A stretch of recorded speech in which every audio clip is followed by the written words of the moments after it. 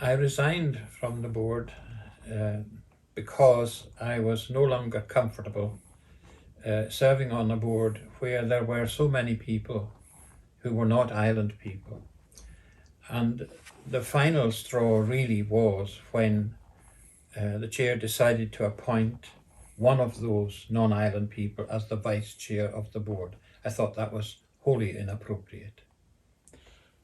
Has this been a long-running concern? It has. I have quite a long history with the Western Isles Health Board. I served on the Western Isles Health Board for 10 years, 5 years ago. And at that time, when I first joined the board, it was after there had been quite a difficult situation with the board where certain officers of the board were actually not living on the island.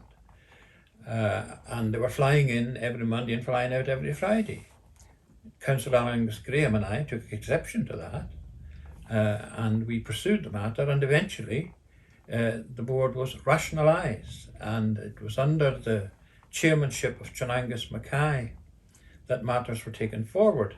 I served as his vice chair for 3 years, and in that time we appointed island people to the board, and it worked very successfully for the 10 years that I was on the board. Things seem to have changed again. They have. I don't know how this has happened, but somehow over recent years, a number of people have been appointed to the board who have absolutely no connection whatsoever to the islands, none whatsoever. Some of them are based in Scotland, some of them are based in England, and they fly in at considerable expense if we're going to have full proper meetings. Not only do we have their travel costs, we have their accommodation costs. So there's a cost there that this Western Isles Health Board could certainly do without. And it's particularly galling when there are individual members in our community who are perfectly capable of serving on the board. And in fact, since I resigned from the board, 2 of these people who applied to be on the board have been in touch with me to tell me that they were turned down. Now, these 2 individuals have worked in the community here for most of their lives, and I would have been very happy to have had them on the board. In this electronic age, what difference does it make where a board member actually lives? In my view, it is very, very important that the Western Isles Health Board should have as its members people who are resident in the Western Isles, from the Butt to Barra. And I would very much welcome a wide spread of representation across the islands. We did manage to have that for a time on the board, and that seems to have gone as well. It's very important because the board is not all about obeying procedures and governance issues and whatnot laid down by the Scottish Government. That's not what it's about. What it is about is challenge. You're there to challenge what the officers bring. You're there to bring to the attention of the board matters that are of concern to the local population. How can you possibly do that if you don't live here? These are issues that are very important. And the funny thing is, as I was leaving the board last time round, that is one of the features of my contribution to the board that was commented on.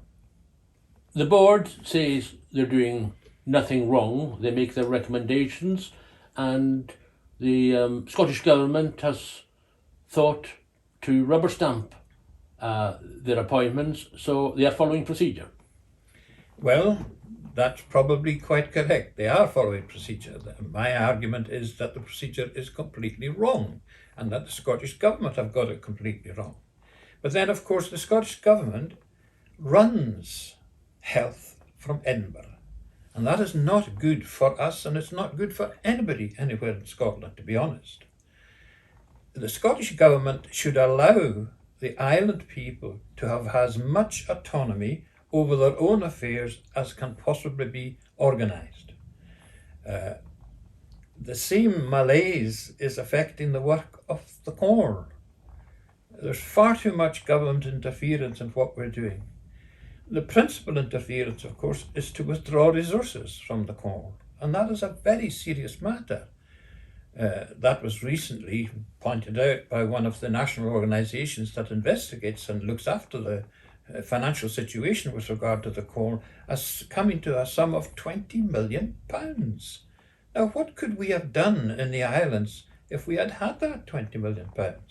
So the argument I'm putting in terms of the Western Isles Health Board applies to some extent across all of the work that we do in relation to our relationship with the Scottish Government. We should be given more autonomy to look after what we do in our own islands. We know what we want and we know how to deliver it. Just give us the chance to do so.